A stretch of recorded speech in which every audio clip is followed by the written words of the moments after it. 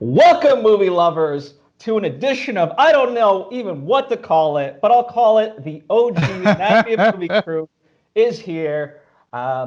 We don't need to we know the context under which we're in. It's a daily thing, but we figured why not get together and bring some light into this dark world and talk about movies. So, it's a simple format. We're just going to each go around and essentially name a movie that we think is worth watching, checking out. And yeah, that's essentially what we're going to do. I have Dimitri Panos. Hey, how's everybody doing? It's so great. This is such a good idea. Thanks. And doing it on my birthday, I know you did that on purpose. So thanks. And that is the laugh of Marissa Serafini as well in the background. Hello, Marissa. Hello, gentlemen. Hello, everyone, and movie lovers alike. Yes, I'm happy to be here. Talking movies once again. Gosh, it's been a while. It has. It certainly has. And, one of the things I want to preface before we get into it, this isn't like a movie. This isn't like a debate over which movie's, number one or things like that. It's not like a top 10 type of rundown list. Right. But if you do hear the dogs barking, it's because they disagree with you. So I apologize in advance. They could very well disagree with me. I don't know. We'll find out. So without further ado, if Brady barks, that means there's just another dog that he wants to go out and play with. He agrees with everybody. Marissa's dog is very quiet in the background. Well, no, there's actually a dog here, but it's my landlady's, dog. So if he starts barking, it's not my fault. Fair enough. The joy of pets. For sure. All right. So I figured, I guess I'll kick us off with a movie that I came to know. It's called Your Name, and it actually came out in 2016. It's a pretty recent movie, all things considered, and it's a Japanese animated movie, kind of in the vein of a Studio Ghibli movie like Spirited Away or any one of those movies. And I really loved it. I came to discover it because of Weathering with You. It's not like a direct follow-up, but it's from that same studio, that same director, and I really grew to love it. In short, what it's really about is it tells the story of Taki, a high school boy in Tokyo, and Mitsuha, a high school girl in a rural town who suddenly and inexplicably begin to swap bodies. Now, it's kind of like a fantasy, sci-fi type thing, and it goes into some really interesting premises. And at its core, it's a love story as well. But what I appreciate, it does not have the Hollywood cliche tropes. Like the ending, you kind of expect where it's going, but how it gets there is completely different than like a typical rom-com, and that's what I truly appreciate about it. It's one of the most successful Japanese movies in the United States on Rotten Tomatoes. That's from a financial perspective. Yeah. That's from a financial perspective. Worldwide, it grossed $359 million, becoming the highest grossing anime film. So that's amazing. It has 98% on Rotten Tomatoes with 112 reviews.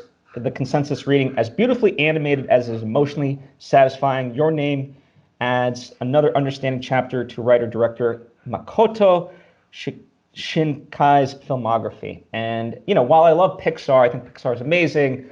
The CGI sometimes, I think is beautiful, but sometimes the old school kind of hand-drawn type of animation is really wonderful.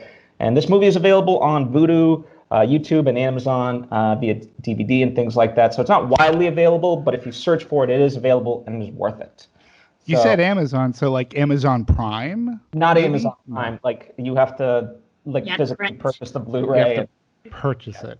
Yeah, so I apologize for that, but it is worth it. So, but that's my first recommendation. Have you guys heard of this movie? What are your thoughts?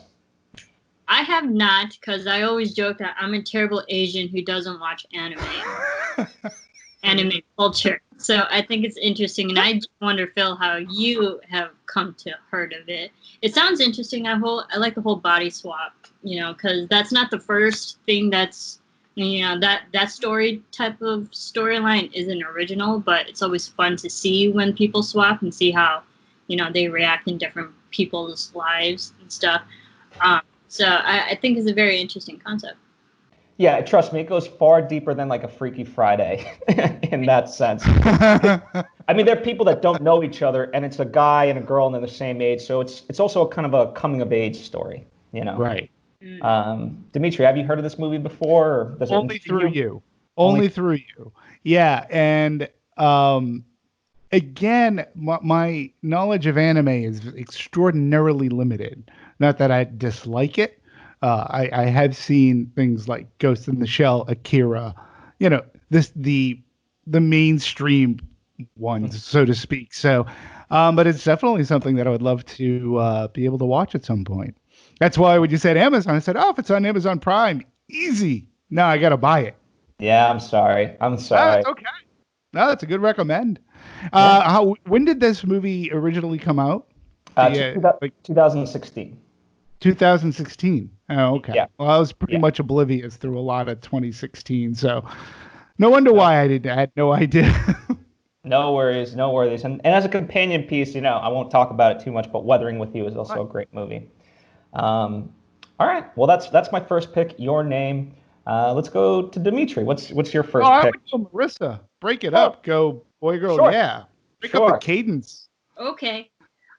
Well, admittedly, I haven't really been watching a lot of films during this questionable quarantine, which is, surprisingly so, because we never needed a quarantine to watch movies. So I've been watching TV shows. But a movie that I actually just watched recently, probably in the last couple days, was it was available on Hulu Plus. So I don't know if you guys have that, but for those who do have Hulu, it's called The Mandela Effect. Yeah. It's a new movie, came out 2019, like the end of 2019, and it's an interesting concept. So here's the premise: a man becomes obsessed with facts and events that have been collectively misremembered by thousands of people, aka the Mandela Okay. Effect. Believing the phenomena to be the symptom of something larger, his obsession eventually leads him to question reality itself. So basically, like, I'm not trying to give too much spoilers, but they start the movie off with the premise of like game the purpose of gaming. When you lose a game, you learn from your past mistakes and how to you keep doing it over and over again until you eventually beat it. So like they hint at that. And then so like this man loses his daughter, and then he's just trying to remember memories with his daughter, with his wife, and find out like their memories aren't what he thought they were. They're different. And then he just gets into this obsession, like, did I really lose my daughter? Is this actual memory? So he's questioning. And on top of it, he's a coder, so a game coder. So he's just wondering, like, is things really facts, or are things really just memories? So it's blurring his line. It's directed by David Guy Levy, starring, and I don't mean to sound mean, but starring really a bunch of no names.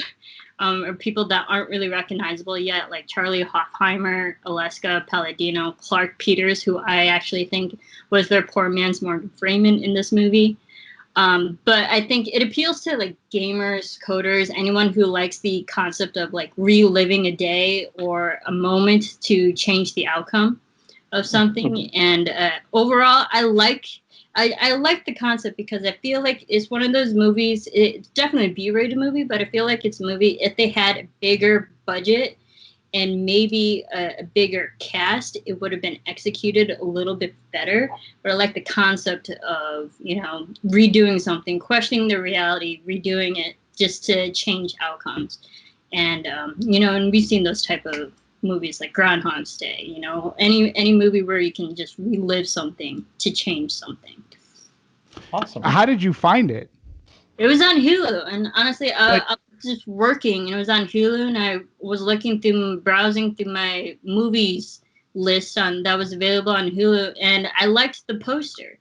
Visually, I was sold by the poster and sold by the concept. All right, I'll turn it on, and there it was, and I was like, it's an interesting concept. But I think the movie would have benefited had they had, I don't know, maybe $1 million, $2 million more to play with the concept a bit farther and make it a bit bigger than what it could have been. Got it. Is it like a David Cronenberg movie or more of a Groundhog Day? More David Cronenberg. Okay, fair enough. Because it's So- more it's more dramatic. It's not really Okay. comedy like Groundhog's Day. It's the concept and getting it gets technical in the movie. I don't want to give away too much, but it's just the idea where this man is obsessed with uh, an event and he's trying to do everything he can to change it. Got it. Okay. Dimitri, have you heard of this? No, I don't have Hulu. Is it a Hulu exclusive, FYI? So if somebody were to want to watch it, they'd have to go to Hulu, you think? I don't remember if it was a Hulu exclusive, but I know it was on Hulu. I have Hulu Plus, so it could very well be, but it's on Hulu. That's where I found it. That's great. So you were doing what somebody might do on Netflix. You were just browsing. Yeah. And like, hey, I'm trying to find something. Oh, this poster looks good. Right. I was watching, I was just working on my computer and I needed a movie to play in the background. And then I ended up just watching this film. I'm like, interesting. It's just one of those hidden gem movies that a lot of people, unfortunately, probably wouldn't watch. But it's a good concept. Oh, cool. It is available on Amazon Prime as well as YouTube to rent and Vudu. By the way, when I say YouTube for me, because a lot of my movies are also on YouTube, I mean like you actually have to purchase it, not like someone just ripped it off and it's on there. Right. So, You said Amazon Prime. Yeah, right. Amazon Prime as well. So Hulu, Amazon Prime, Vudu, and YouTube. Nice. All right, Dimitri. Nice. Your first pick. Well, my first movie is a movie that's not too old. It came out, I believe, at the end of last year. And I just rewatched it again. It's Birds of Prey. And recently there's been a lot of discussion about DC. So, and I remember not to be confused with Washington. Yeah. Yeah, I'm kidding. I'm sorry. Yes. No, that's fair. That's valid. So no, just I remember seeing the movie in the theaters and I really surprisingly liked it a lot. And I just recently rewatched it. I have it on Blu-ray. You can purchase it on Blu-ray, and I guess any on-demand streaming service, I guess it would be available on. But as far as the DC movies, and the three of us have done our share of DC movies. For me, this is definitely one of my favorite movies.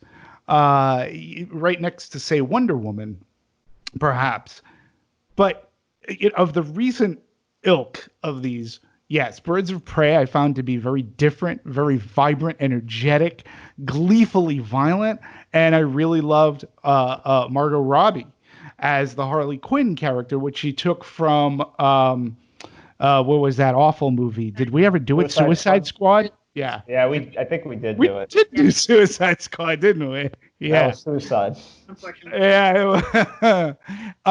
But she was fantastic. And there's a lot of things that I love thematically about this movie. Number one, created, directed by, produced by, pretty much and heralded by an all-female cast, which I really appreciate. Kathy Yang did the direction, and I thought she did a great job. Margot Robbie is a producer on the movie as well, and she had a lot of say about this movie. And after watching it a few times, I can honestly say that she really owns the character, and I think she does it quite respectfully and happily. And I think that so much so that it's hers now. If anywhere else were to play this character, it would be hard not to see Margot Robbie doing this, albeit the grosses weren't the best. But that is one of the reasons why I gave it another looky-loo. Christina Hodson also did the writing on this film. And when you look at the cast, Rosie Perez was also in it. I hadn't seen her in a while, and I thought she was great as Detective Montoya. One of my faves, who I've crushed on for a long time, Mary Elizabeth Winstead, who played Huntress. This is Renee Smollett-Bell. I thought she was fantastic as well as Diana Lance, or Black Canary, and Ewan McGregor. He chewed up the scenery, and to see him play a villain of this ilk, I thought was just such a departure for him, and I had a great time watching it. Listen, the movie to me is not perfect. I think it could have gotten to the Birds of Prey sooner. But I really do respect the fact that it was rated R, created, and it was content for women. And these are great women once they got together. And it was an emancipation. I know it's called like the fantabulous emancipation of Harley Quinn, but I think it was emancipation for women in general. We don't usually see these kind of movies being pushed and being marketed and being created by women. And I'd love to see more of this. I would love to see more of Kathy Yan's work going forward. And Margot Robbie, man, she just had a busy year last year between Once Upon a Time in Hollywood. She was also a Bombshell. I mean, that woman was busy. But I really did love this Birds of Prey. I liked it a lot. And I hope Warner Brothers goes ahead and tries to make another one, because I think it deserves it deserves a follow-up. But, going back to Warner Brothers and what I said at the beginning, Warner Brothers I think they gotta still have a big problem. I think they're very directionless. I really don't think they know how to handle this property. And when I mean property, I mean DC, because we have so many different movies. And that's a larger discussion it is. But Birds of Prey, it has to be part of it in a sense, because where are they going? And I know that there's going to be another Suicide Squad movie. I don't know if it's been announced if Harley Quinn's going to be a part of it, but I would like to see another Birds of Prey in it. And it made me crave an egg and cheese sandwich, a breakfast sandwich. So, Marissa, what about you? What have you seen the movie? I did see for Birds of Prey. I wanted to love it because, you know me, I'm all for female empowerment, and even though that all the characters are somewhat, and I say this loosely, somewhat crazy in that movie. Overall, it's fun. I just remember it being exhausting. Like I enjoyed bits and parts of it, but overall, I didn't love it, and I really wanted to. I think Harley Quinn, Margot Robbie, she's great, and you know how much I love her acting. I think Mary Elizabeth Winstead, her character stole the entire movie, and I want her character own movie. Like, when is that coming out? I want a Suicide Squad 2. I want her movie. Because I think she was the best part. And obviously, I'm not very familiar with DC backgrounds and characters. Sorry, but I really wanted Mary Elizabeth Winstead film because she's awesome. I just remember that movie being exhausting. 5 minutes in, I was like, okay, I'm already tired. Yeah, I mean, its pacing is very fast. It clocks for all things considered, it clocks in as a fast movie, but in that, whatever, I think an hour and 40, they jam pack a lot. So yeah, I mean, check it out. Dimitri, you said it was on, you can get on Blu-ray and I have it on Blu-ray. And to be honest, if I'm going to review the Blu-ray of it as well, the Blu-ray is not that great. The special features are very, they're just like the publicity puff pieces. There's no grand, this is a making of, where it's at least an hour long behind the scenes. Another thing to note too, I thought it was one of the funnest soundtracks. Again, all female bands. I highly recommend download this, get the soundtrack. I think it's on every streaming service from Apple Music to Spotify to Pandora, whatever it is you listen to. And I really love that too. The kineticism. There are two big fight scenes. There's one in a police department that goes on for a long time, but the one that happens in the amusement reminded me of the old Batman television series. I was just expecting pow, boo. It was a lot of energy. But yeah, ultimately I had a really good time, and I'm really glad that Margot Robbie really loves this character, and you can tell she does. Yeah, absolutely. So. All right. Well, for to kick things off, the second round of things, and again, this is not some sort of top 10 list, is In a Lonely Place, which the title sounds very apropos of today's climate, but it's actually not about it. It's a 1950s movie, so going back 70 years pretty much.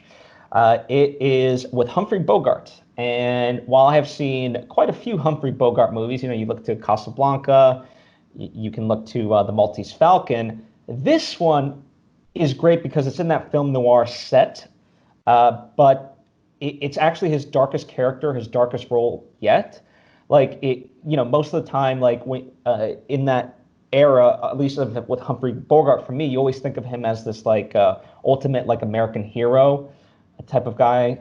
And even though even in Casablanca, though he's flawed, and let's just for lack of a better term say he has a drinking problem and things like that. Like this is like he has a dark soul in this one, and yet he's our protagonist along with Gloria Graham.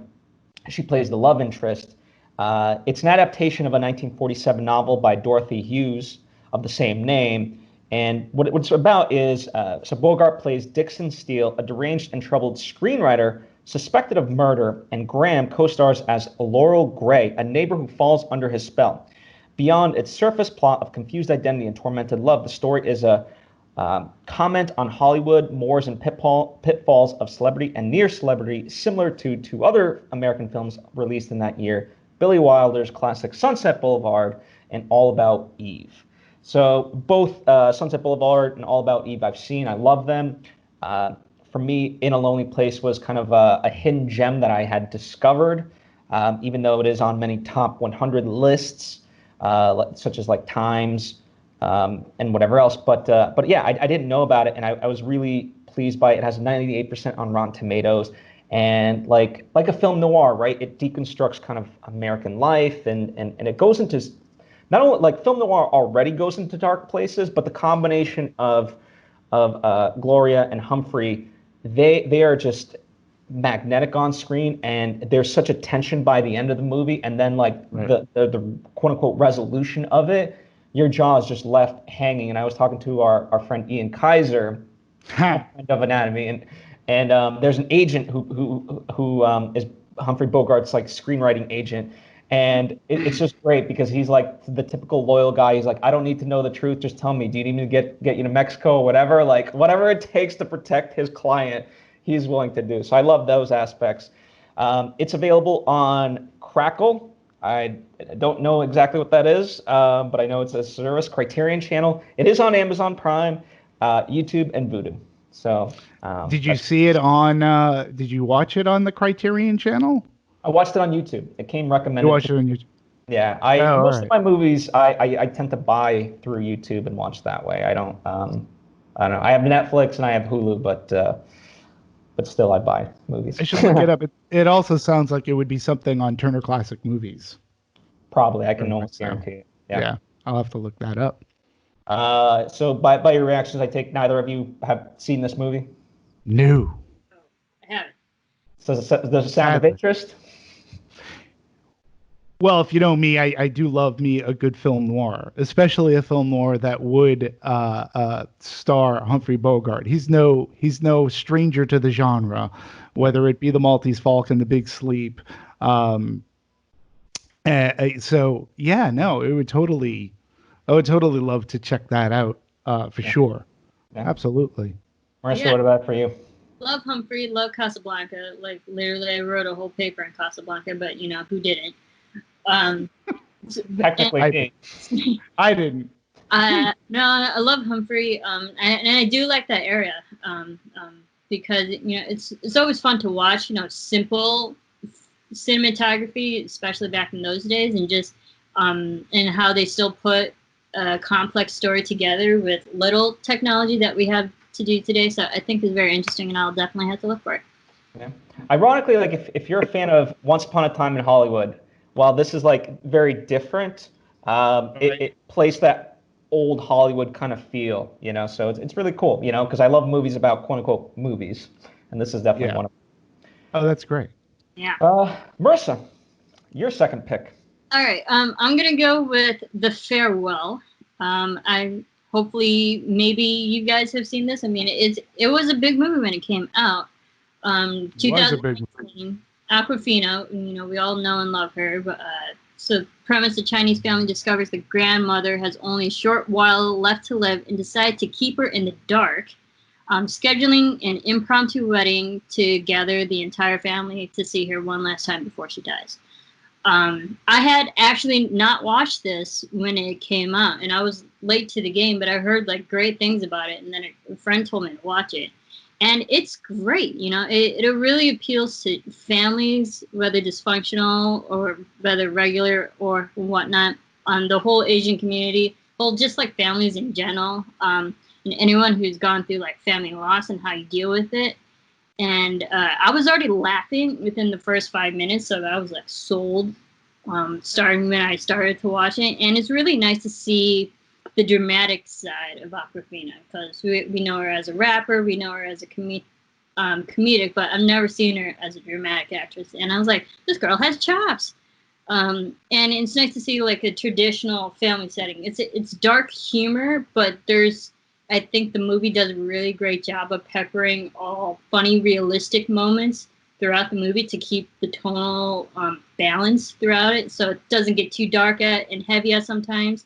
And it's there's light and funny moments, and but there's also like the reality of just the realistic situations that brings everybody like back to reality, like not being able to afford rent. So like financial issues, like everyone can understand and be relatable. Props that go wrong at like photo shoots, like lights and props falling down, you know, or it comes down to the like wrong food served at weddings. So like little things in life that like always just reminds you like, oh yeah, there are bigger problems in the world. And still, even though it's a dark story overall, there's still like light-hearted tones, and which I really enjoy that. And I liked one concept that I didn't really think that I would enjoy the most, but it's like so there's like Awkwafina's character. She was raised in America. She's more American really than Chinese in that sense. But so they bring up the concept of like Chinese customs versus American customs. Like America, if we know someone is suffering from a terminally ill disease, I think you would tell them, right? Where this Chinese custom, that whole family was adamant of not telling the matriarch that she's actually dying. So there's just this overall conflict, like should we tell her, should we not? How do we deal with this and skirt around different emotions when you're supposed to be like happy, even though you know a sad truth? And I really like that, because there's just this moment where you're like, oh, you know, who's right, who's wrong? And when it comes to cultures, it's just different in how people were raised, and I like that, because I feel like not a lot of movies these days really talk about like family cultures in that sense. And I'm not, you know, I'm American, I'm Asian, but I don't really know the Asian culture as I should. And it was just like I haven't seen it, and it was really good, and I'm just surprised it didn't get more love at the award shows. Awkwafina got recognition at Golden Globes, but I think that was it. And I think it being released in August of 2019, so a little bit earlier before the Oscar season, I think worked against them. But ironically, an Asian film won Academy Awards, won like all the Academy Awards this year. So it's just kind of, I feel bad that this movie didn't get as much recognition as it should. Yeah. It really, you know, Dimitri, I know you haven't seen this movie for a very specific. Well, you and I talked. You first, but you and I talked about this movie at length, which I'll bring up. But you go Sure. ahead. So yeah, I'll just piggyback on some of the stuff Marissa said. Like, I think it is a really wonderful movie. I think for me, there's a quote in there that really summarizes kind of the tone of it, right? Where it's you know, someone's teaching Awkwafina's character of like, you know, the norm, and it's like, in China we have a saying: you get cancer, you die. And for some reason, like in the movie theater I was in, like everyone just laughed, and like, because it's such a shocking like force that just hits you. And that's like the weird tone of the movies. You're laughing at like sort of inappropriate things, but that's the beauty of the movie, is that it gives you that comfort to be able to laugh and release that tension that you're feeling. And yeah, it's a truly wonderful movie. I love it. Dimitri. Yeah, no, yeah, Phil, you and I had much discussion about this movie. I had heard about the movie, and I had heard wonderful things about it when it was out. The reviews on it were spectacular, as well as the performances. But once I found out about what its subject matter was, I automatically check out. That's just a thing for me, and it was extraordinarily kind of close to home. So I say this. I'm very open about this as a reviewer. I'm very transparent that movies that deal with cancer, I just don't go.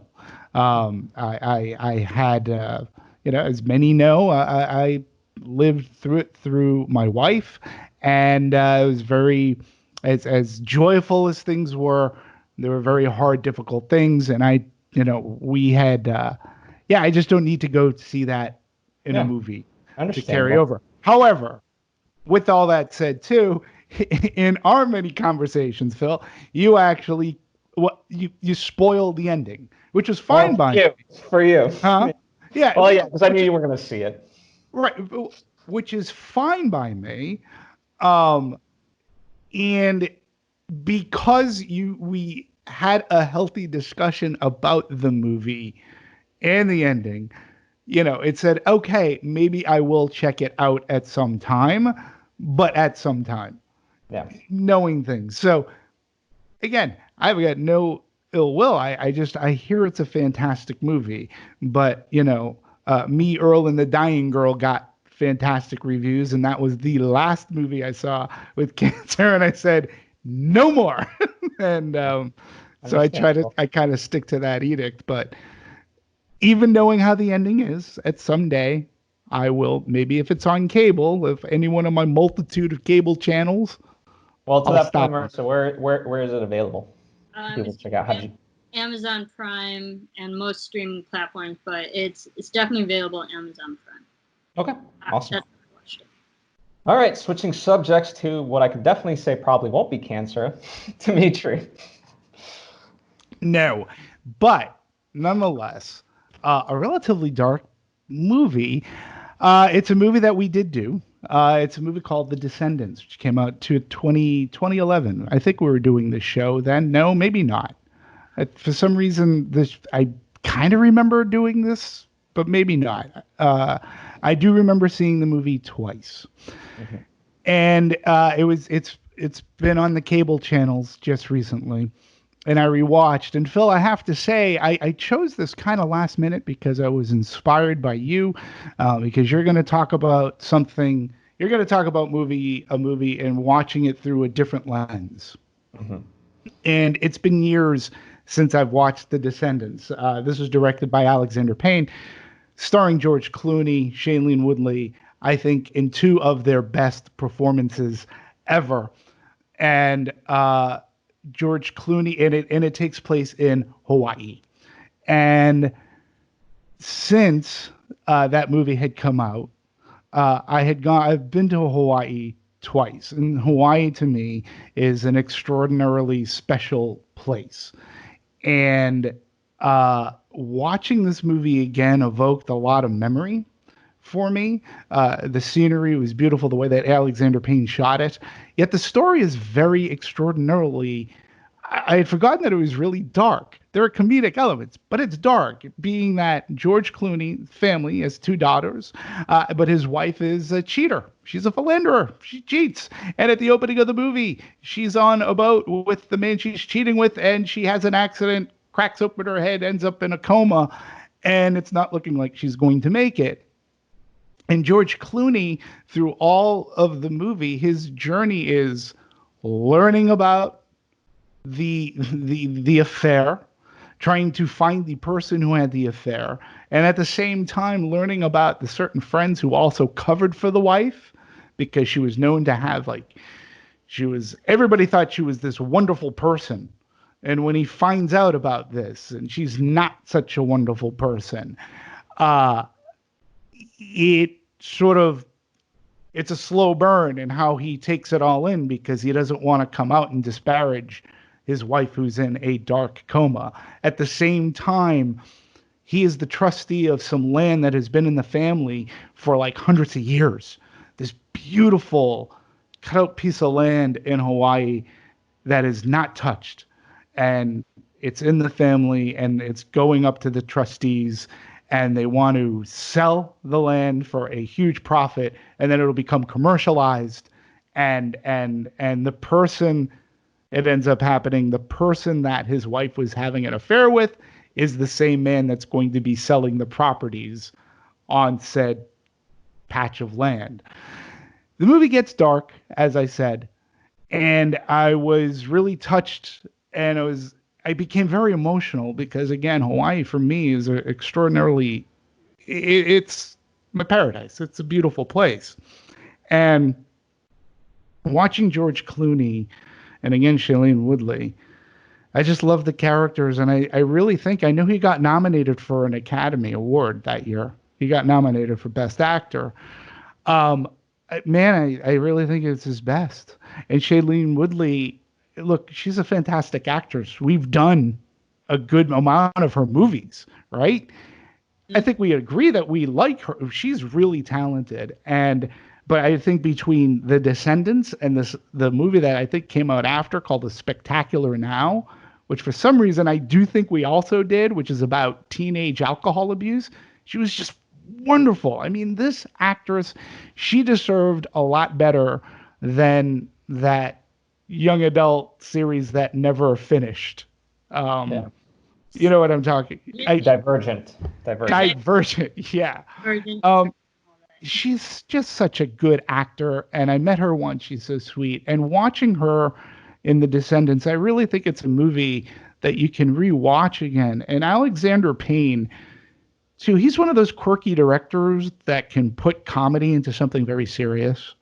And the movie just works, and it works at a wonderful pace. And like I said, I saw it twice when it came to the theaters. And I just watched it again, like as early as yesterday, Phil.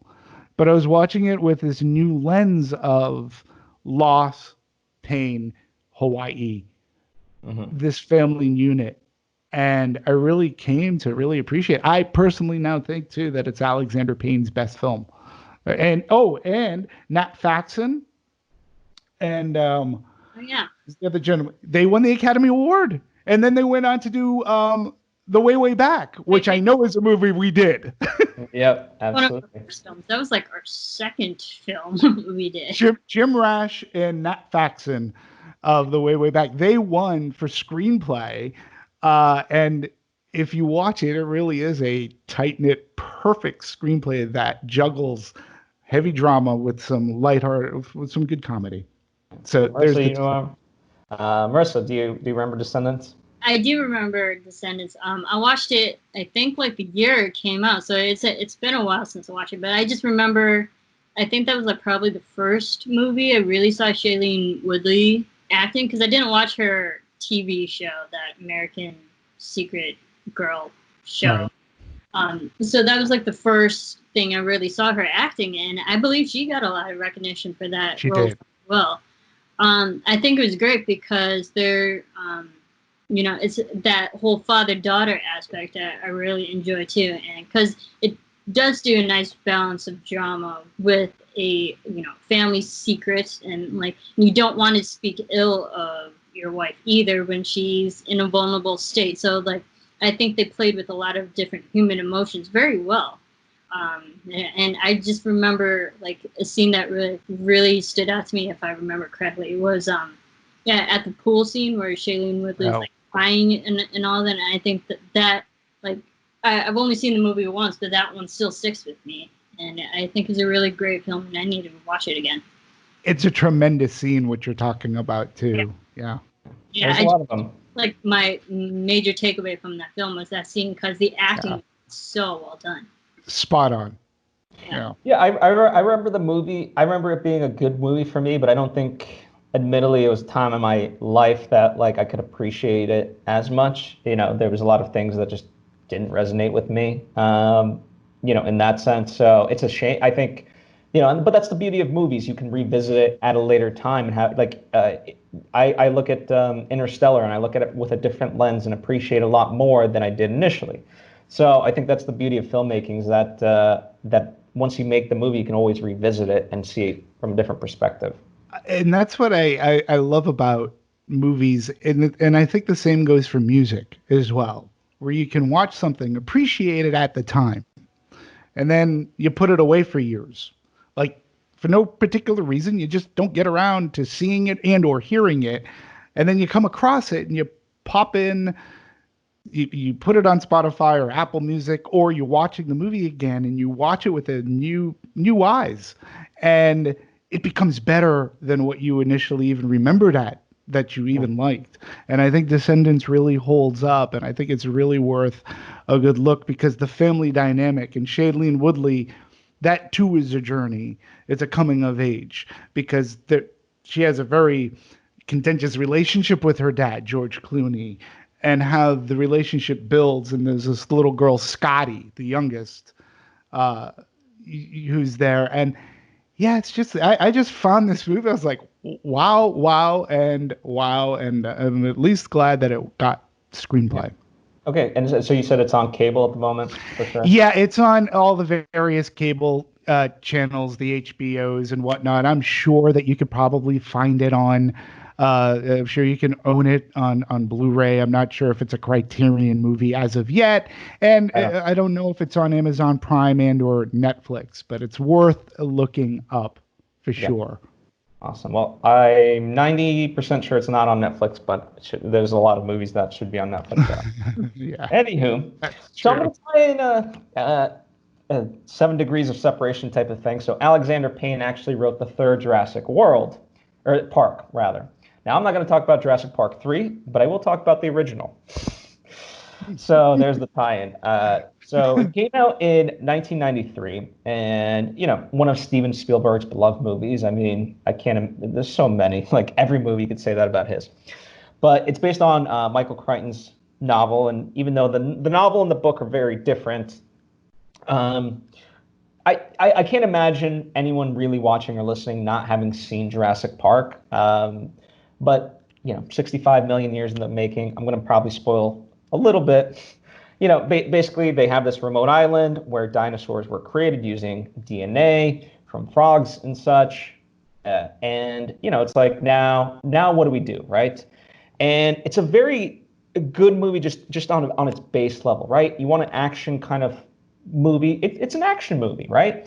But what I truly appreciate about it in the current context, and in particular, there's a scene with Laura Dern's character, Dr. Ellie Sattler, and John Hammond, the guy who made the park. And he's essentially sitting there and kind of rethinking of like, I can do it better, essentially, right? And so he says, when we have control, and she gets very upset. She says, you never had control. That's the illusion. I was overwhelmed by the power of this place, but I made a mistake too. I didn't have enough respect for that power, and now it's out. And the reason that grips me, like, I don't want to make this political by any stretch of the imagination, but, when you look at our times, I think, to think that a pandemic wasn't like just out of the ordinary, that we could control our world. And I don't want to get, like, I think there's things that happen every day that are very positive, but because they're positive, we don't consider them that much, right? Because they're to our benefit versus, like, let's say, a 9/11, a 2008 crash, and certainly coronavirus, right? These are things that just come out, and people are like, I think too many people right now look at these as things that just happen and whatever else, and it's like this was always there. To think that we had any control and that this is not like something that can come at any day of our lives is the illusion. And so when you look at it from that perspective, it really is eye-opening and I think ultimately the message of Jurassic Park is to humble ourselves in the face of, power and greatness and whatever else you want to kind of term it. And that's what I really love about this movie. I mean, that's what I take away from it. And so I think it's worthwhile to revisit under that lens, maybe get a different reading of it completely. But I mean, this movie is a classic. I don't need to kind of go into all the records and like the CGI aspect of it. Like it still holds up as far as like the visuals, like it doesn't feel dated in any sense. And if you don't have it already in your DVD Blu-ray set, you can now get it with the rest of the Jurassic World / Park box sets and so forth. It's available on Amazon, iTunes, YouTube, Vudu. Like, it's a classic. Like, I can't imagine you not borrow it from a friend, if you will. Like, But those are my thoughts on it. I know you guys have seen Jurassic Park, so feel free to add anything you would like. Yeah, I think it's pretty safe to say. I mean, obviously, I own all of them, but Jurassic Park is probably the one I've seen the most because it's so good. And like, rest in peace, Richard Attenborough. He's also so good in that movie too. And what I really like about that film is like they go deep into the DNA scientific aspect of like how it actually could be possible. You're like, ah, yeah, that could happen, and especially with medicine and how and advanced technology is today. Something like Jurassic Park and Jurassic and all the movies following could be on some level realistic in today's society. I think it was just so well done. And I think it appeals to children because there's the younger kids in that movie that are in peril. It appeals to people who have power, like you said, Phil. And what do you deal with it when you lose it? And I think, and it's a fun, adventurous movie too. Like being chased by something is always scary, but in the end, it's thrilling to watch. It's obviously classic. Yeah. I mean, that was Michael Crichton's wheelhouse, was making science observable for a dope like me. Like he made it easy. His books read very cinematically. There was like no shock that they would try to make Jurassic Park into a movie. Mind you, this is the man that created Westworld. All right, he wrote, directed that movie with Yul Brynner and James Brolin and Richard Benjamin. So technology running amok is a theme through Michael Crichton novels. Yeah, Jurassic Park for me is very near and dear to my heart because I was working at Universal branch office in Boston. That movie, as you said, Phil, it broke grounds, special effects, which still hold up. Steven Spielberg, too, along with Universal, they invented DTS, digital theater sound. It was the first movie ever in which the soundtrack came on a digital disc. It wasn't on the film itself. So you had a clear crystal sound, and it was loud. The movie was scary.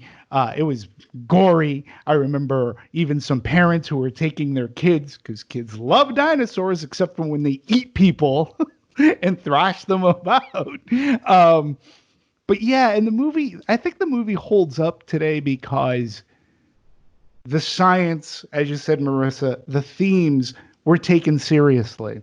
They were ripped right from the book, and there was nothing cheesy really about it. And it gave us this wow factor. The first time we see the Brontosaurus or the Brachiosaur, it's magical because we'd never seen anything like that cinematically, and it looked as if you could touch it on the screen. You felt like Ellie did, like Dr. Grant did. Even Ian Malcolm was like just looking at that, and with John Williams' score, it's perfect. It's one of the best scenes in movies, period, when they see their first dinosaur. Of course, things go awry pretty quickly. I think that's why that movie still holds up, is because of the wonder of it all. Think about that year. Steven Spielberg was working on Jurassic Park and Schindler's List.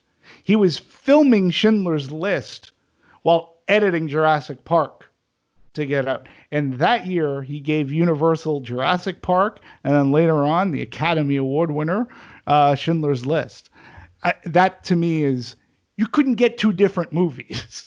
And how he had his head in the game for Jurassic Park while doing Schindler's List, to me, it still mystifies me.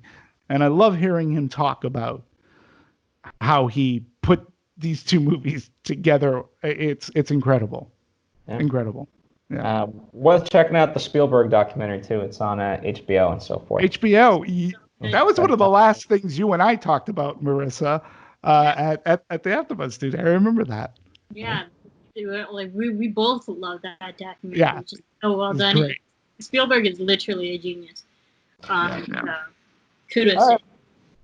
So that's mine, Jurassic Park. Marissa, your final suggestion. All right, I'm gonna go on the lighter side, and y'all know I love feel-good movies, but it's actually a really good film that I think anyone can enjoy. It's called Troop Zero on Amazon Prime. It just came out beginning of this year, January 2020. Starring McKenna Grace, who we love from Gifted, Viola Davis, Allison Janney, Jim Gaffigan. I mean, there's a laundry list of great actors in this movie. Appeals to families, appeals to kids. So the concept is, in rural 1977 Georgia, a misfit girl dream of life in outer space. When a competition offers her a chance to be recorded on NASA's golden record, she recruits a makeshift troop of birdie scouts, forging friendships that last a lifetime. And what's great about it is this misfit kid played by McKenna Grace.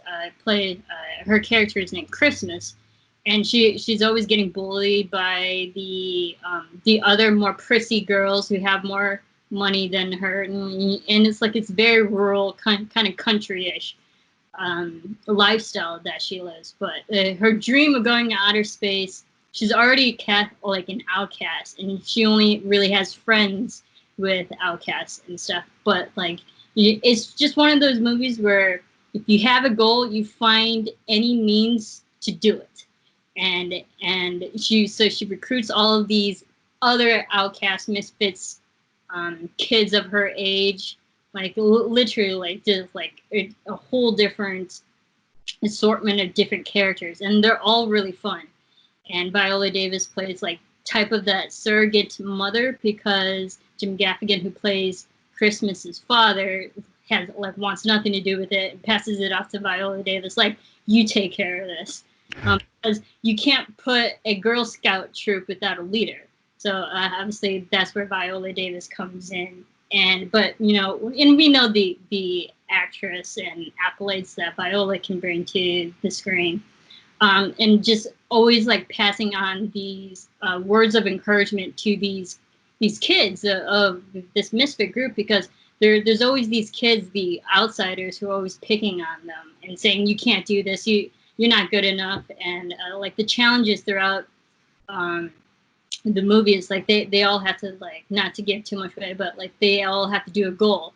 You have to cook a cake, you have to sleep outside for a day, little attainable goals, but have no idea what they're doing, and they have to earn badges to get to this location, the place where all the troops can get the award for the golden record. So it's just learning. I'm not giving much away, but it's they all came together for a common goal, but in the end they got so much more than what they thought they were getting.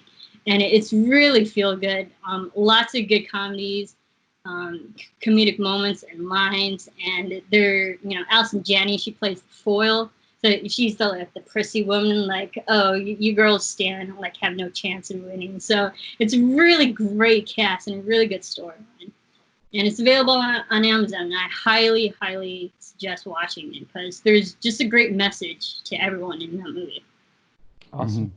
I have not heard of this movie, so I have nothing to add other than it sounds good. No, I have heard of.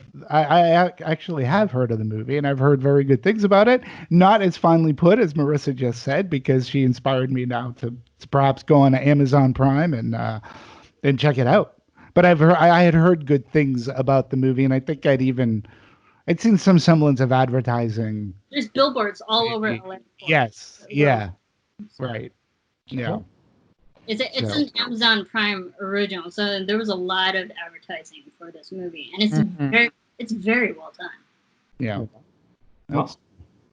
Well, that's Troop Zero.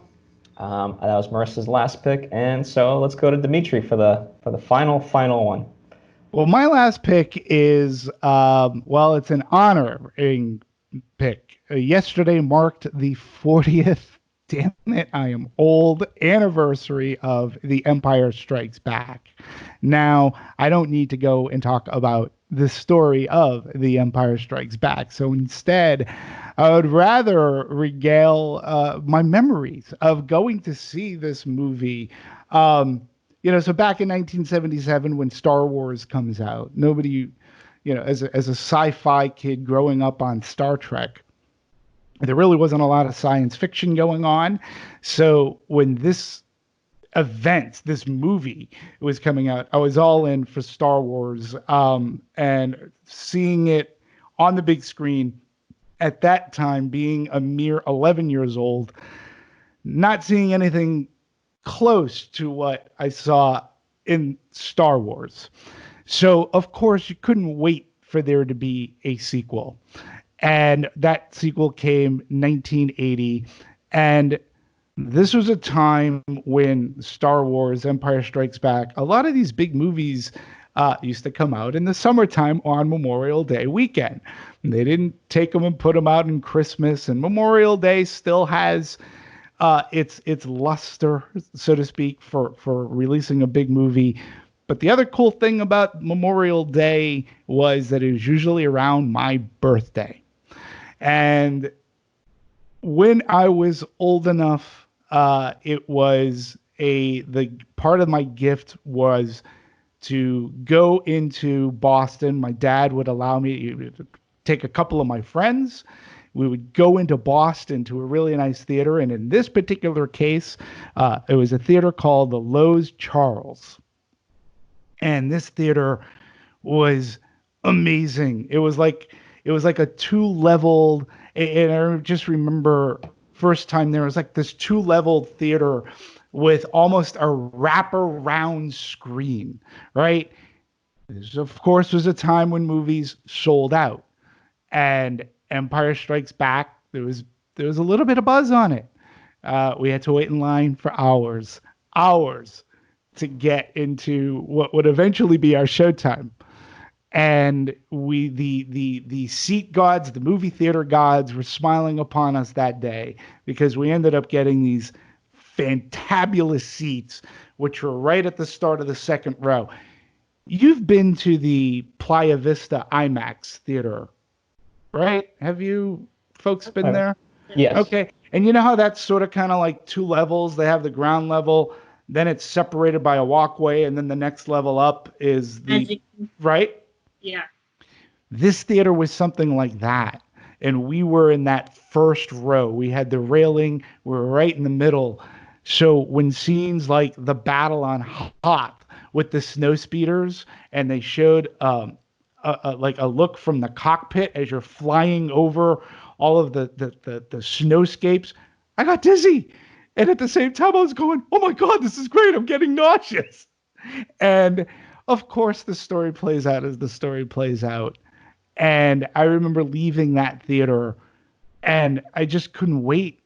Like, how dare you leave me like that? What do you mean, Hans, you didn't rescue Han? What do you mean we don't know about Luke? Like what? And Darth Vader being the dad. What do you mean?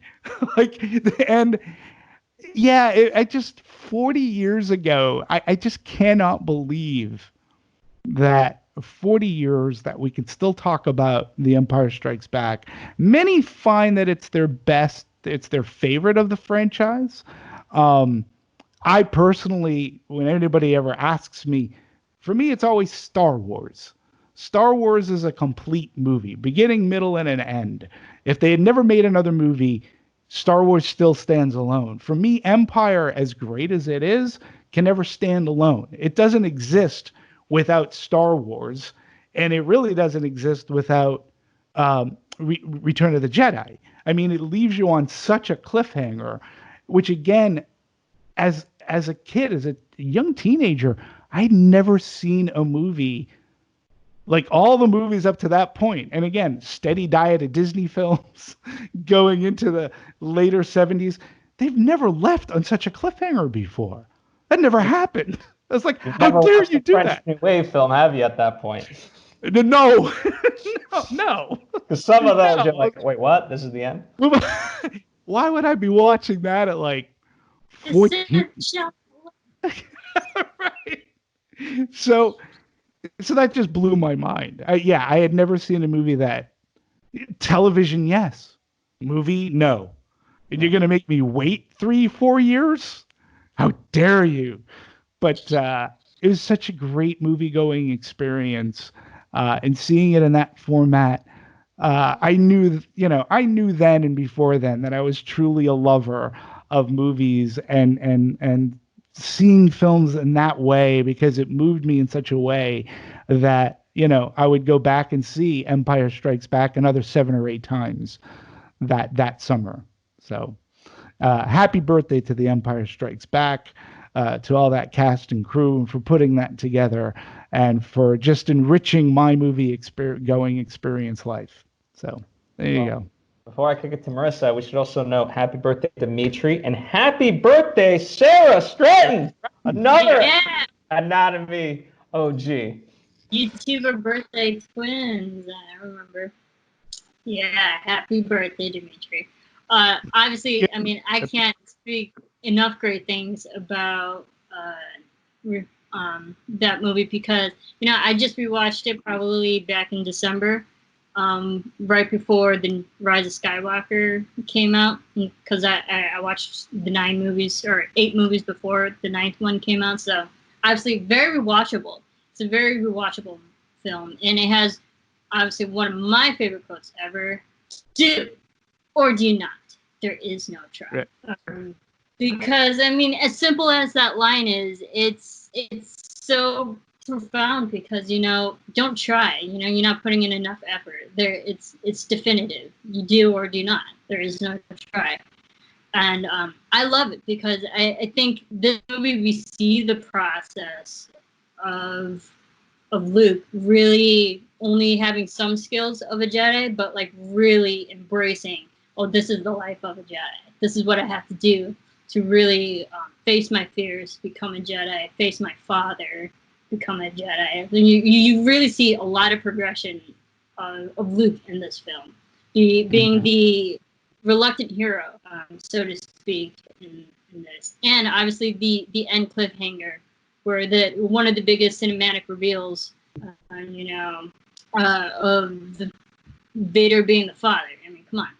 And I think it's such a great film to watch with your kids. I watched it when I was a kid. I still watch it with my family when I'm back home with them. It appeals to so many people throughout all these generations and all these decades that this film has now been out. It still holds up. So that's a testament to the story and just the overall franchise of Star Wars. Well, all I'll add to it is I had a chance to. My mom was here for Thanksgiving, and she'd never seen the Star Wars movies, so I was like, all right, we'll just watch them. This is my mom. She's she enjoys good movies, but she's a nurse, and her time is spent certainly now on the front lines of things. So not a lot of movie watching going on there. So awesome. Well, this was How fun. did you watch it, Phil? Let me ask, since she hadn't watched any Star Wars movie. No. So how did you watch them? DVD. Did you watch? No. Oh, forgive me. I'm sorry. In which order did you watch them? Oh, I just had to watch the original 3. We didn't watch like all the others. Because I knew time-wise we didn't have enough time. B, I was like, all right, I'm just gonna give you a complete trilogy. I'm not, if you want to like explore, we can go do that. But like, she liked them, but it's not, she's not like a full sci-fi fan and things like that. So, and Empire's great in the sense too that it lives up to its title. Yeah, which is a great title, but it really is. I mean, this movie. That's the other thing, I guess, as a kid that took me by surprise is our heroes from the last movie are basically throughout this entire Empire Strikes Back, they're on the run. Like they are on Hoth. There's a big battle. They got to get the hell out of there. Solo, Leia, Chewie, 3PO, they're being chased by Darth Vader through an asteroid field constantly. They can't get away. Luke goes to Dagobah to train. He's still a little whiny, but he's going through his things, and they get double crossed, Han Solo and company, on Bespin by Lando. He gets caught. I mean, all the stuff. See, yeah, I mean, he's into it too. And you just as a kid going, how are they going to get out of it? And there was still a sense of hope, like, oh, this is still going to end happy, right? No. So it's fantastic in that sense. All right. Well, they're adding their 2 cents. They like Star Wars too. All right. Well, that concludes the actual show. Chloe, no, it's the mailman. He's the sworn enemy of all dogs everywhere. Except for my dog. Okay. Well, so for anyone that wants to tune out, you are welcome to. But I figure we're just going to kind of catch up real quick because we actually haven't talked. We've talked kind of individually, but not all three of us in a long time. And I figured, we'll kind of it won't just be like us shooting the shit. It'll be kind of about anatomy, and we'll go down memory lane just a little bit for I don't know however long. The first movie we ever did officially was Pacific Rim. Yes, it was. So I don't know where Descendants falls into before or after that, but I think it was before. Yeah, so then we never Pacific did. now. Yeah. 2013, I believe, was Pacific Rim. You 2013. actually, so AfterBuzz covered Descendants on one of those gift junket thingies, one of those gift places. What do you call it? Like the gift venues? Gifting suite, yeah. Yeah. In hindsight, it wasn't the best. It wasn't the best venue. We had like rotating people in and out, and so you're interviewing kind of celebrities, and it's like, hey, have you seen The Descendants? No. Okay, well, we're talking about The Descendants. So it wasn't the best format, especially for like a movie like that. But that was the very early days, and so you live and learn. I guess what's been the funnest that you remember, like the funnest movie that we talked about? Doesn't have to be the funnest like movie, but just like our discussion of it. Oh gosh, there were so many. There really were. I mean, I gotta be honest. I look back, and this is why I'm so happy about this. I really think that our core team, like we had our passion. Really, I hope the audience felt it because I know I felt it as sitting in that chair, and it was such a privilege. But I can say one of the movies was I can't remember the movie, but I can remember that we all hated it. And Phil, it was a movie that made you angry. And oh man, Shevitz, huh? Is this Under the Skin? Under the Skin wasn't a movie that like couldn't figure that out. No, but there was a movie that the three of us, and I forget if it was an M. Night Shyamalan movie. I was thinking Chappie. I remember us all hating. Oh, Crappy! Oh yeah. I didn't get that angry on Chappie though. I remember I was just like, it's a crap movie, but I didn't get like animated. I don't think. I mean, listen, I could be completely wrong. I remember at the beginning of our discussion before we went live for Chappie, we all, even including Sarah Stratton, we all had the general consensus like, had we not had to cover that movie for Anatomy of a Movie, we all would have walked out at the theater. Yeah. It was so bad. Oh yeah. No, but it was one of the movie I'm thinking about was later on in years. We're into the students by then, and I forget if it was it Split, or could it have been a horror movie? But we've been fortunate that we got to cover a lot of the Marvel movies, the DC movies, even some of the Star Wars movies, and then everything in between. I loved when we talked Oscar. I loved our Oscar shows. I loved when we talked those indie movies as well. Yeah. The Oscars were always tough because everyone would go away for like the holidays, and then like we could schedule out 4 movies every week after like the holidays, and I just remember being Dimitri, we gotta also do this movie. I'm like, bro, we're already doing 5. Like I gotta pick choose at a certain point. Like we can only do so many. I know. That was the best. It was, and I always this is what I remember from Pacific Rim. Number one, I think the movie still holds up. The movie to me is still a lot of fun. I really enjoy it. It was my first. It was my first time sitting with you folks, and I believe John Comerford was also part of that panel too, right? Yep. Was it just the four of us, or was Sarah there too? Sarah wasn't there. We kind of like ended up rotating, like John and Sarah, and then kind of Okay. Sarah became a staple, and John would come in on movies that he really wanted to talk about or something like that. Right. But what I remember first time is Marissa's religious reference in the movie. Well, no, well, I remember it because here's the thing: had she not been there, it would have never been brought up. And I remember listening, saying, "Wow, you know what? That's really relevant, like to the scope of this film and its structure." And I was like, "Wow, that's a really good point." And going forward, Marissa, whatever the movie may be, especially where there was a religious overtone to it, or a subtle tone to it, Marissa would be the go-to. And I don't mean this in a bad way. I mean, there was always a level that one of us would miss, but she wouldn't.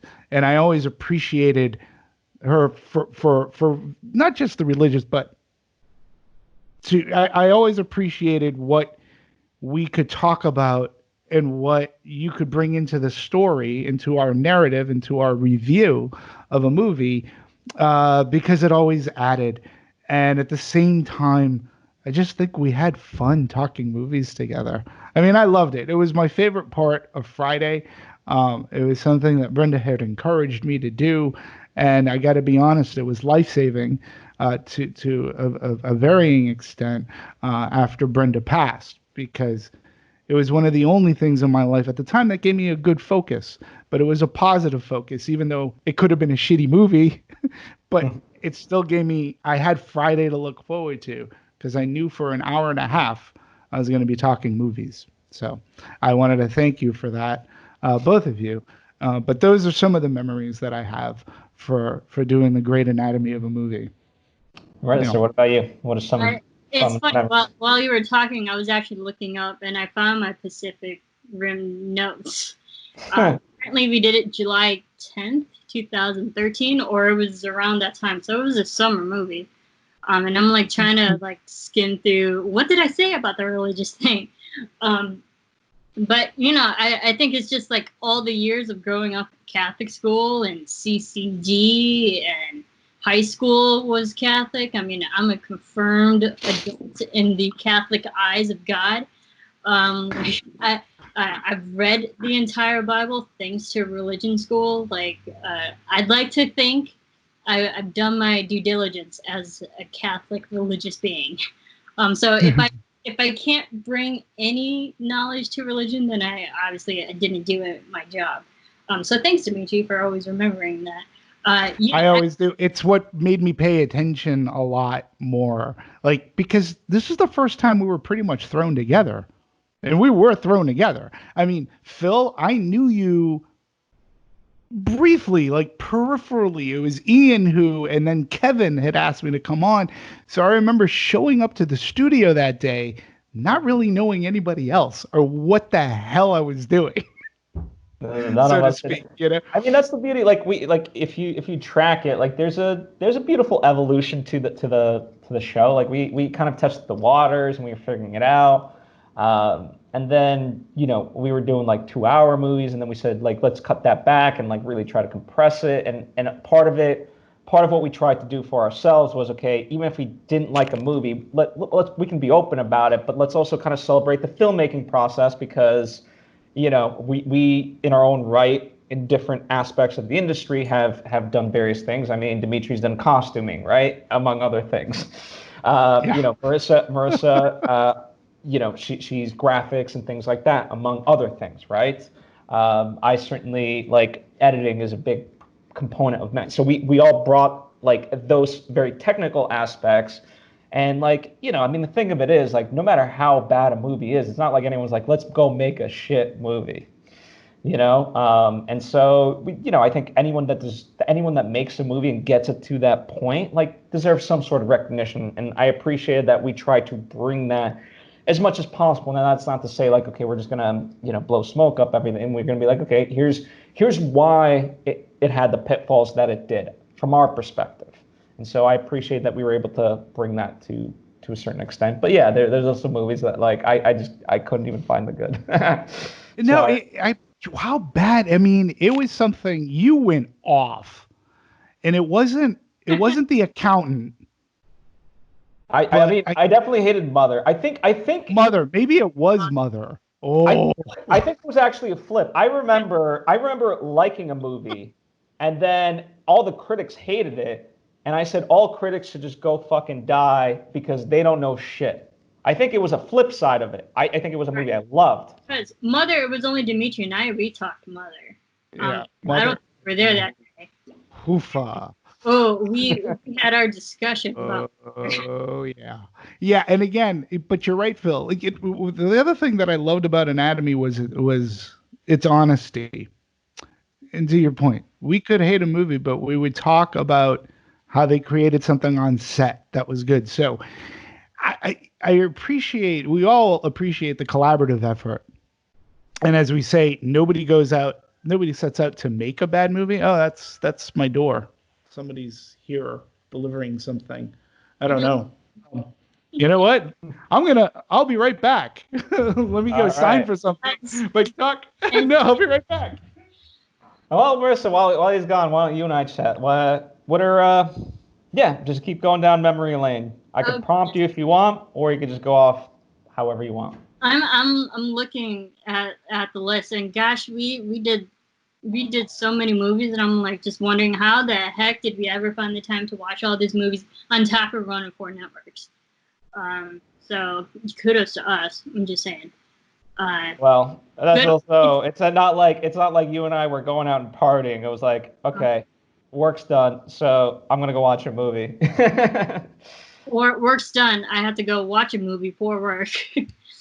So, oh gosh, and it's so hard to just pick one.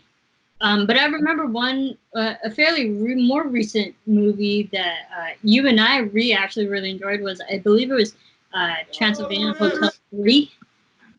I got a Disney care package. Look at that. Go ahead, Marissa. Yeah, well, like I was saying, I think it was a more recent movie that you and I actually enjoyed, Phil, because it was just us two. It was Transylvania Hotel 3. Oh, 3. Yeah. When they were on the boat, and we just remember how fun that movie was. Yeah. I remember us A Million Ways to Die in the West. That was a movie that we enjoyed or everybody hated.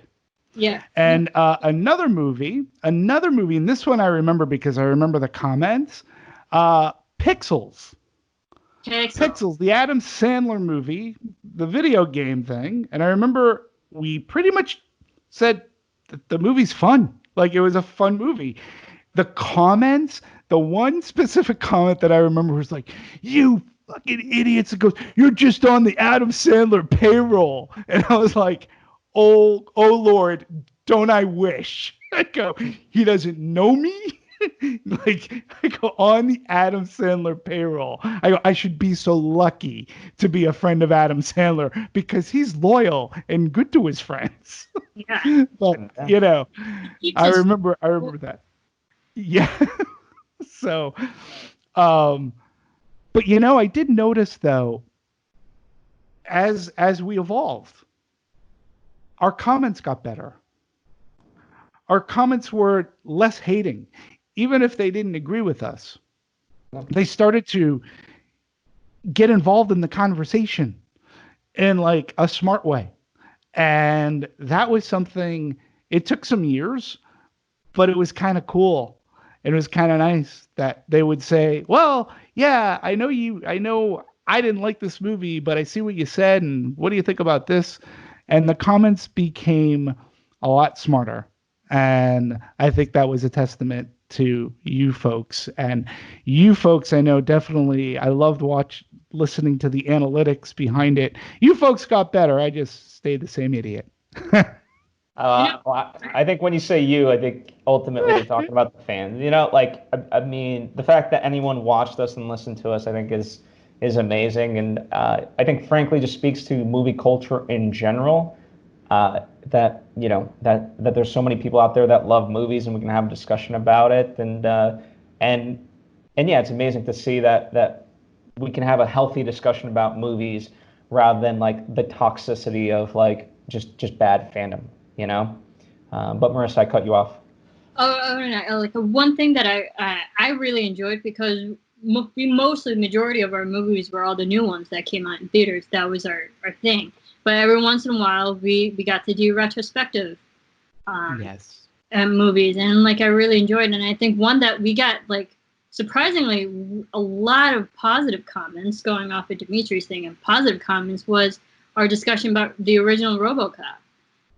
Yes. I remember people Yes. our discussion of it, and because I had never seen that movie, Dimitri, you had, so we had like two completely different perspectives of that movie, a fresh eyes and a younger perspective in yours with the original, and I think that those two dynamics, like people really enjoyed that, and because we did that right before the newer RoboCop came out because we wanted to pay homage to the original and why it was so great. And I think we both enjoyed the movie and we enjoyed our discussion, and a lot of people enjoyed it. Yeah. Yes, I think our enthusiasm, whether we liked or disliked the movie, I really think that, well, I know that I felt it, so it helped carries me through, but I think whoever was watching us and got into our rhythm really enjoyed it. I think it was infectious in a good way, not a pandemic way, but a really solid, positive, good way. And I think we actually gave an audience a really great way to look at a movie at a different lens that they may not have seen before. I really thought that Anatomy of a Movie, as constructed and as it evolved, became one of the best review shows that was out on the internets. And I really appreciated that. Your throwback movies. You folks remember Cammy, the woman that I worked with at Technicolor? She did one of those shows with us, and she actually even sent me a picture. We did Planes, Trains, and Automobiles. And that was great. That was a good time. Nightmare Before Christmas was awesome. Was great. We did Wizard of Oz. We did do that. You know, we did that early in our review session. We did. Yeah, I remember the girls begging me to do Hocus Pocus, and I loved Hocus Pocus, so I wasn't going to object. And yeah, it was always, what I loved, like, those were always fun, but yeah, it was always a tough balance of like, okay, we're still doing 2 new movies every week, and we want to do a throwback. Yeah, I mean, the hardest part was just our schedules, just in general. Like, I mean, if we could have done this all day, every day. Right. Yeah, and we could have, and we would have made it work. The other thing that I appreciated too is we did our in memoriams, and I think some of our best were Harold Ramis, when Leonard Nimoy passed away. We did some really nice, and it really came from a loving fan perspective, not just talking heads, but people who respected what Harold Ramis did. I remember that show and talking about his career, and it just felt so good. We even did Philip Seymour Hoffman. I remember when he had passed away. And I really loved that we could take that time and give it a half hour to 40 minutes, if not more. And those shows really meant a lot. And it really, to me, again, it's what Anatomy of a Movie, at least what I always believed, is what it was founded on. And yeah, I just really believe that those things. Hello? I just lost you folks. We're here. I see you.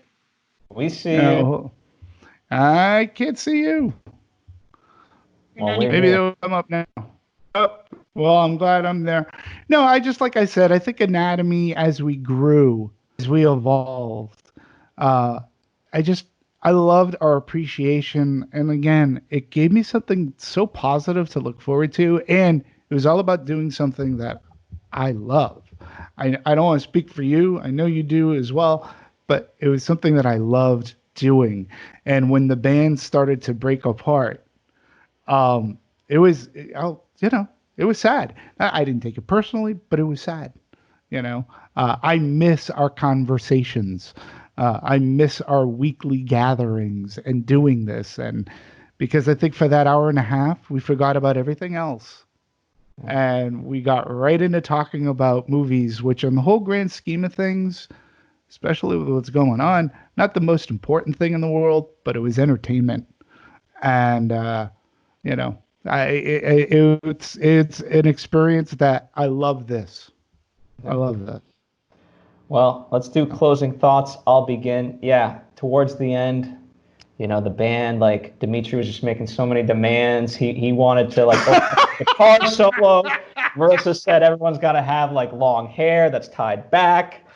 And, I was just like, listen, y'all stay back and I'm going to talk for 45 minutes. If I give you a minute of talk time, then you're lucky. Anyway, all jokes, all jokes. Red M&Ms only. Yeah. We definitely had our movies, and there were movies that, and we just kind of, we love so much in movies that we just had a band together. We're like, let's just get through this. Let's get through this conversation. But even at the end, we still had fun, despite how bad the movie might have been. We still enjoyed talking to each other, and I think that's the great thing about movies, that it can bring the world together in a way that's fun. I agree. Here's a movie that I know that we all enjoyed, and I had a great time talking about it. Zootopia. Great one. Zootopia. It was such a good show. There are other shows too. Remember about the Great Wall and all this controversy about Matt Damon. And I remember we did Ghost in the Shell with Scarlett Johansson, and there was that controversy too, which I love that we would tackle that stuff, and we would tackle it head on, going, you know what, use your head. Like, This isn't, look how they did the character, but Zootopia was just a fun one. You, Marissa, specifically, I remember you were talking about the fur and the trees. The fur. You know what's so funny? I love how you brought up Zootopia and the Great Wall, because I literally just made my boyfriend watch those two movies within the last month. So I have rewatched those movies really recently, actually. And when we were watching Zootopia, I was like, did you know about the fur? And I went all into the fur details. So that's so funny you bring that up, because I still remember it. They had to create a whole new software hardware system, like both systems, just to render the fur, let alone everything else on top of that movie. And that movie, because I just rewatched it, still great, still holds up. I know we're wrapping up, Bill, but you just got me. You mentioned Under the Skin, right? Now, this is a movie that I defy anybody to figure out what the hell is going on. And Ian was part of that discussion, too, if I remember correctly. Oh, he got dragged by the ear on the show. He's like, why am I here? I don't want to talk. Yeah, I know. But that movie had one of our most viewers, like our most hits. And I could never figure. Initially, now there's other Legend of Tarzan. Why does that movie have millions? Tarzan one. Yeah, and the other movie that we hated. It was that Scarlett Johansson movie. When she turns into a USB, Lucy. That's it. No. Was it Lucy? Yeah. Was it Lucy? Yeah. Good Lucy was bad. I remember the only regret, again, everything just came down to time. But I remember when we did Coco, and we got access to behind the scenes featurettes, and we wanted to kind of incorporate those more and picture. We incorporated pictures towards the end, but that was kind of fly in, fly out type of stuff. But we wanted to kind of incorporate clips, and that was just a lot harder to produce. But that's the only regret I have, and that's no one's fault ultimately, because that would have been a 10-hour show to produce, and it was already. And by the way, on top of the other stuff, right? So, on top of the. Well, listen, folks. As much as I'd love to go on, my computer is saying no. My computer's battery is all the way down to 7%. It says I'm going to go to sleep mode. All right. So if I wink out, I wink out. But it's not because of your company, which, by the way, is you've made my day. This is special. This is really great. So, well, tell the people we're gonna. For years, I used to say your Twitter handles. Now, I don't even. Serafini TV for you, right, Marissa? Yeah, I'm still there. Nothing And- changed. Mine's easy. It's Dimitri Panos. At Dimitri Panos. DEMETRIPANOS. That's me on Twitter, and yeah, I'm on the Instagrams as well. Finally. So Finally. yeah. Look at that. Yeah. Wasn't it like for the long? Yeah. That is an update. That is an upgrade because for years it used to be like D Movies 1701 or something, right?